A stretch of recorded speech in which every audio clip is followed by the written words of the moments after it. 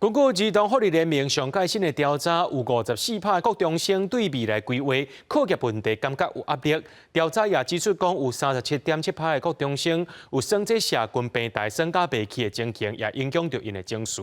为了要帮助囡仔和家长了解，面对心理情绪问题要安怎排解，儿童福利联盟有找专业的心理师，推出着免费的线顶心理健康课程。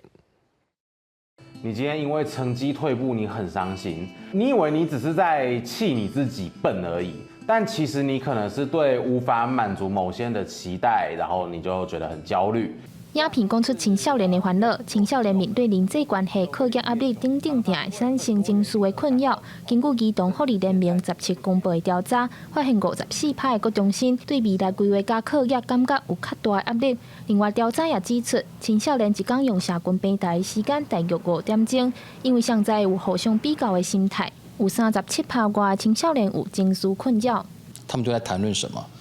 他们都在追寻什么样的价值观？这个部分也是孩子想要去跟上的，所以这样子的一个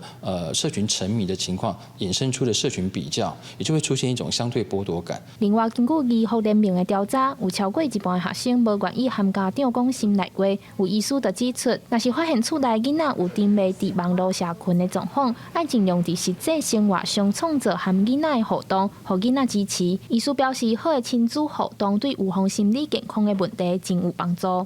有没有可能是从事一些真正生活化的活动，对吧？比如说一起散步去做什么，